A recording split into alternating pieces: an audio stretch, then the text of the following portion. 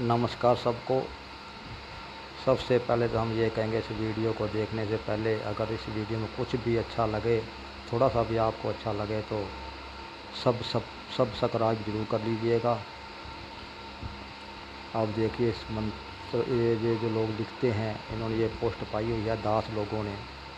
कबीर साहिब भगवान हैं, प्रमाण देखिए। अब एक प्रमाण दिखाते हैं। साहब एक भगत थे, भगवान नहीं थे, लेकिन हम आपको इनके मंत्रों से ही साबित कर देंगे कि कबीर जी का कहीं भी नाम नहीं था। अब ये देखिए, इन्होंने शुरू में लिखा हुआ है ऋग्वेद मंडल 9 सूक्त 96 मंत्र 17, 18, 19। कहने का मतलब है कि इसमें कबीर जी का वर्णन कहा गया है। यह मंत्र कबीर जी के बारे में कहे गए हैं। हम आज आपको ऋग्वेद मंडल 9 सूक्त 96 के बारे में ही बताएंगे। अब आगे देखिए इसमें क्या है। हाँ जी, नमस्कार दोस्तों। आज हम आपके सामने ऋग्वेद मंडल 9 सूक्त 96 के कुछ मंत्र आपके सामने रखेंगे, जो कि मेरे पास PDF है। मैं PDF से आपको यह रिकॉर्डिंग करके बता रहा हूँ। ये इसलिए बता रहा हूँ क्योंकि कुछ लोग ये बताने की कोशिश करते हैं कि ऋग्वेद मंडल 9 सूक्त 96 के मंत्र 17, 18, 19, 20 में कबीर का वर्णन किया गया है, लेकिन यह सब झूठ है। लो हम आपके सामने सूक्त 96 साफ रख रहे हैं। ये देखिए सूक्त 96 है, यह ऋग्वेद मंडल 9 है। अब यह सूक्त किसने लिखी? पर्तदनो ये लिखी हुई है देवोदास ऋषि ने लिखी हुई है सूक्त। और पवमान यानी कि सोमो देवता के बारे में लिखी हुई है। अब इसमें पहले मंत्र में जो पहला ही मंत्र है, इसमें क्या, इसका अनुवाद क्या है ये देखिए। इसका अनुवाद है, जब सेना का नेता, सेनापति, शूरवीर, शत्रुहंता वीर पुरुष नई भूमियों को प्राप्त करना चाहता हुआ रथों या महारथियों के आगे आगे चलता है, तब उसकी सेना हर्ष अनुभव करती है। वह सोम यानी पदाभिषिक्त शासक मित्र वर्गों के लिए भी सुखजनक, कल्याण सूचक, ऐश्वर्यवान, राजोचित आदेशों को प्रदान करता हुआ बलवीर्य के उत्पादक, युद्ध उपयोगी कवच आदि को ग्रहण करता है। यानी कि यह जो सूक्त है, यह सोमो देवता के ऊपर लिखी गई है। अब आगे देखिए दूसरे मंत्र में हरि हरियो। इसमें हरि हरियो 2 शब्द आए हैं। इनका मतलब क्या है ये देखिए। हर्य विद्वान लोग, असंस्कृत, अभूषित, इसके असव को और अनुत्साहित इसके अन्य तेजस्वी जन को भी वेगवान, अन्य असमों सहित और आदर सत्कारों तथा शत्रु को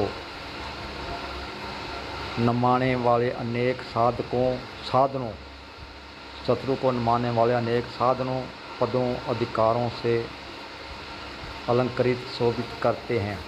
वह राजा का परम मित्र रथ पर विराजता है और विद्वान इस रथ से उत्तम मतिमान और आदर को प्राप्त करता है। यह दूसरे मंत्र का अर्थ।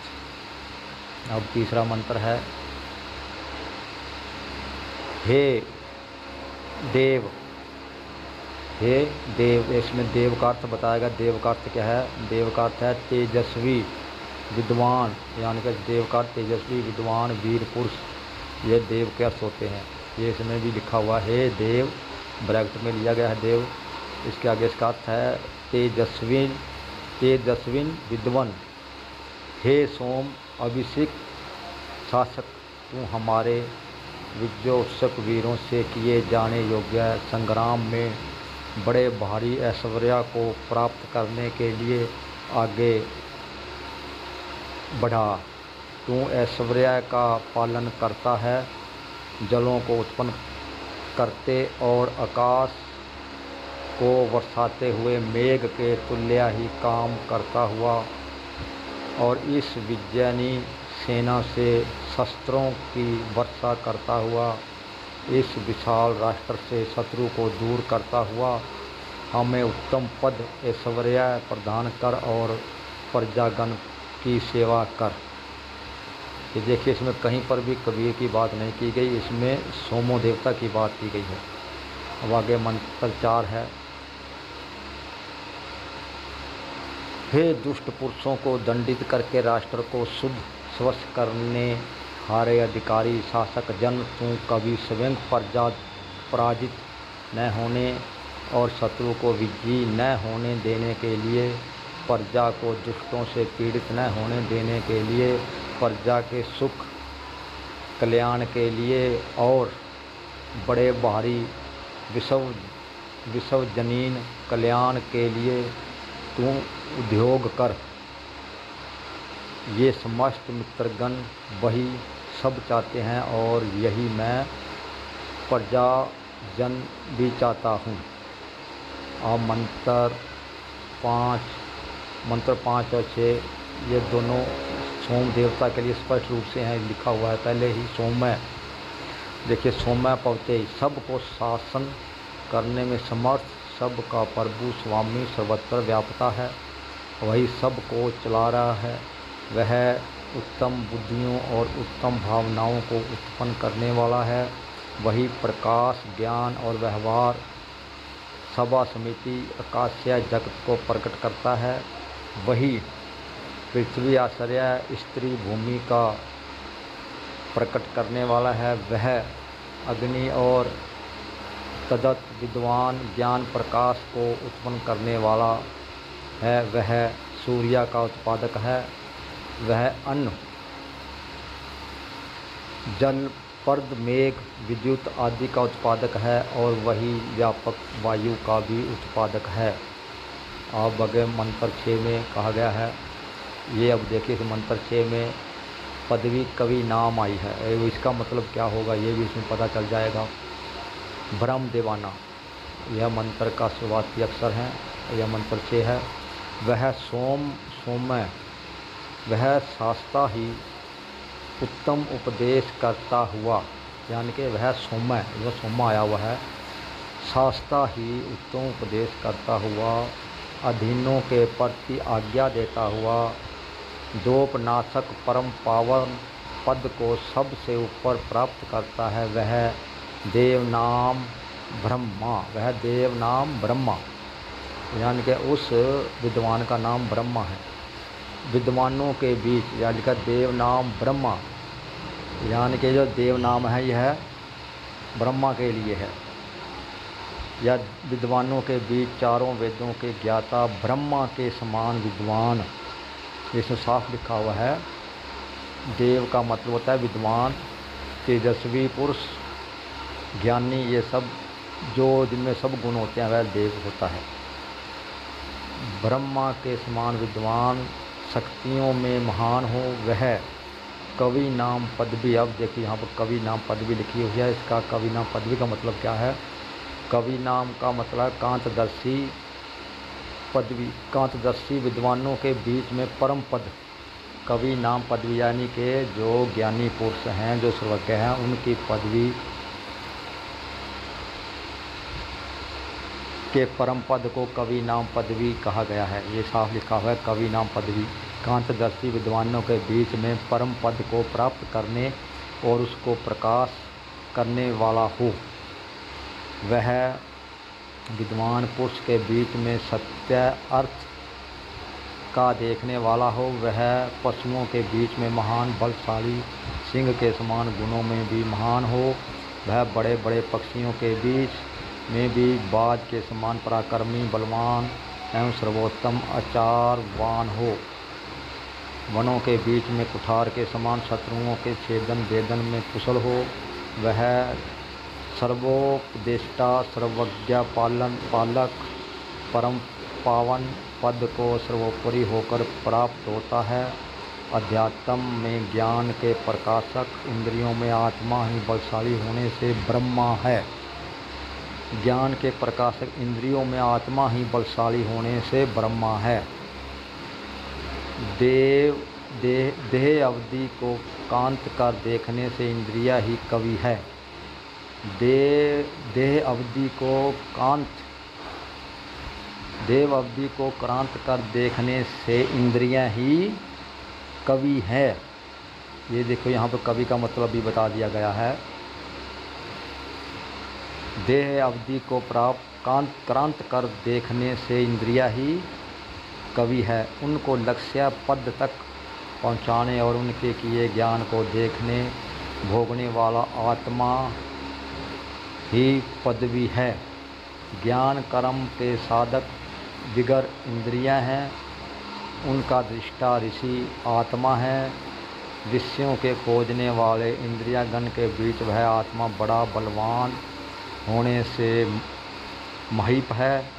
विषयों की लिप्सा करने वाले इंद्रियगण गृध्र हैं, उनमें सर्वोत्तम प्रशंसनीय आत्मा शयन है। भोग्य पदार्थों को सेवन करने वाली इंद्रियां वन हैं, उनको सब शक्ति से धारण करने वाला आत्मा सबजित है। अब देखिए आगे मंत्र 7। अब हम आपको सीधा वहीं पर ले चलते हैं। ये अपने ऊपर मंत्र 6 देखा, जिसमें कवि नाम पदवी का मतलब भी बता दिया गया है। इसमें साफ लिखा हुआ है, यह कबीर देव जी के, यह कबीर भक्त के लिए नहीं है, यह देवता के लिए है। जो ज्ञानी पुरुष जो सर्वज्ञ होता है वह उसकी पदवी जो कवि होती है। कवि एक पदवी है, कोई नाम नहीं है। आप देखिए 7, ये मंत्र 8 है। हम आपको सीधे मंत्र 17, 18 और 19 को ले चलते हैं, क्योंकि ऐसे वीडियो लंबा हो जाएगा। 12,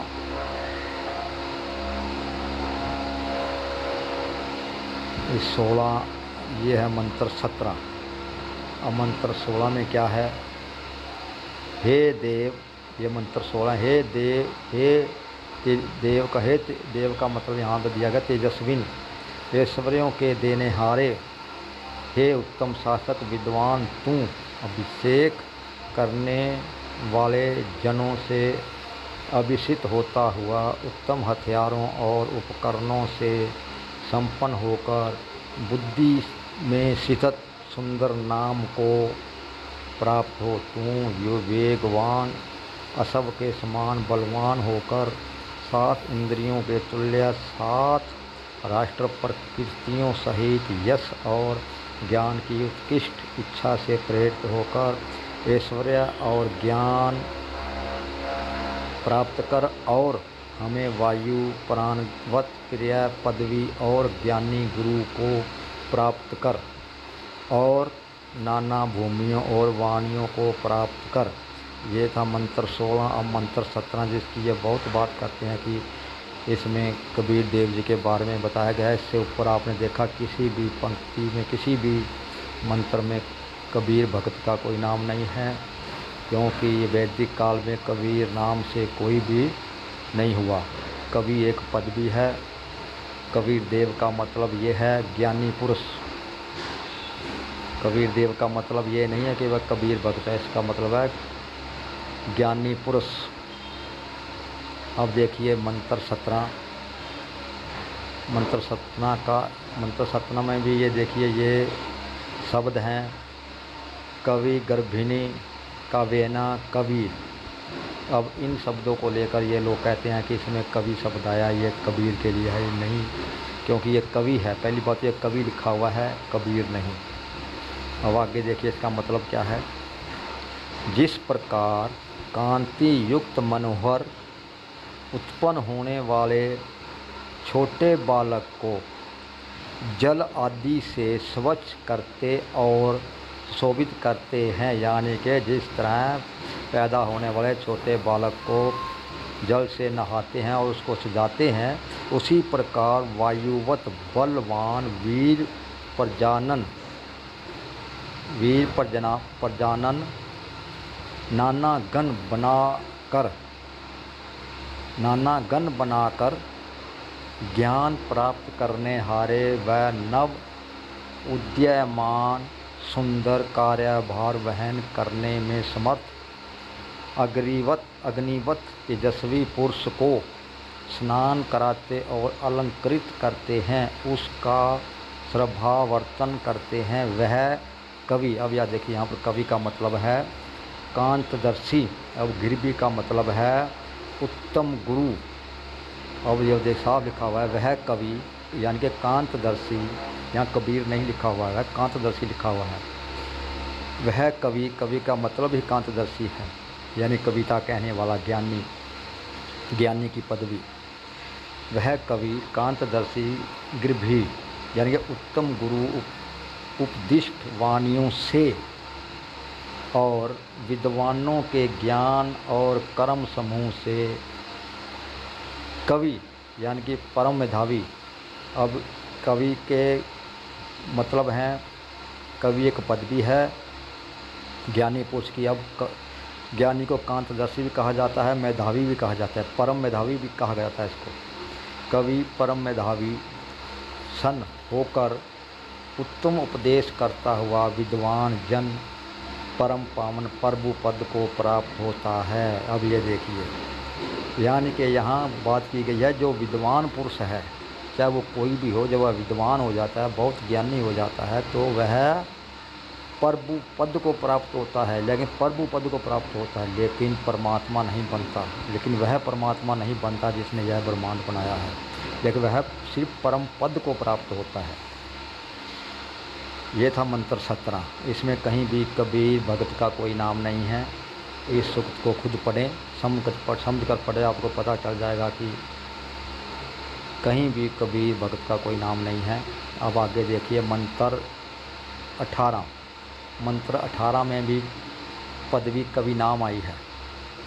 देखिए इसमें क्या लिखा है, जो सर्व यथार्थ देखने वाला, विद्वानों के ज्ञानों को जानने वाला, उनके चित्तों के समान चित्त वाला, सबको दर्शन करने वाला व अन्य भी मंत्रार्थ दृष्टाओं को उत्पन्न करने में समर्थ, 6 शस्त्रों वाणियों को जानने वाला, यानी कि जो बहुत ज़्यादा वाणियों को जानता है, परम वेदज्ञ, यानी कि परम विद्वान, कवि नाम पदवी विद्वानों के बीच में ज्ञान योग्य परम पद, यानी कि कवि नाम पदवी का मतलब है परम पद। इसमें कवि नाम पदवी का मतलब कबीर नहीं है, कवि नाम पदवी का मतलब है परम पद। ज्ञानी पुरुष की जो पदवी है उसको कवि नाम पदवी कहा जाता है। कवि नाम पदवी विद्वानों के बीच में ज्ञान योग्य परम पद का प्रकाशक होता है। वह अन्यों को भी ज्ञानस्य प्रदान करता हुआ उपदेष्टा, महान शास्ता विद्वान होकर विशेष दीप्तिमान सूर्य के अनुसार तीसरे व सर्वोत्कृष्ट पद को प्राप्त कर प्रकाशित होता है। ये देखिए इसमें भी वह पद को प्राप्त होता है, लेकिन वह परमात्मा नहीं बनता, इसमें साफ कहा गया है। लेकिन इसमें कवि नाम पदवी का मतलब है ज्ञानी आदमियों का पद। अब आगे 19 में कहा गया है, मंत्र 19 में, यह मंत्र 19 में कहा गया है सेनाओं पर।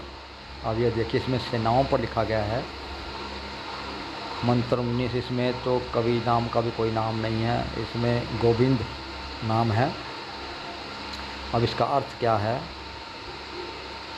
सेनाओं पर अध्यक्षवत विराजने वाले सेनापति के तुल्य, विषयों के भोक्ता, इंद्रिय मन देह के ऊपर अध्यक्षवत वशीकर्ता, संसनीय आचार वाला, शक्तिमान, अन्यों को भी उन्नत पद पर ले जाने में समर्थ और शत्रुओं को उत्पीड़न करने वाला, सर्वत्र विहार करने वाला व प्रजा को विशेष रूप से भरण पोषण करने में समर्थ गोविंदु यानी कि वेद वाणियों और भूमियों को सूर्य रश्मिवत धारण करने वाला तेजस्वी दूत गति वाला वीर्यवान होकर नाना शास्त्रों उपकरणों को धारण करता हुआ साधन संपन्न महान शक्तिशाली होकर जलों के तरंग के तुल्य प्रजा वर्गों के उत्तम बल को प्राप्त करता हुआ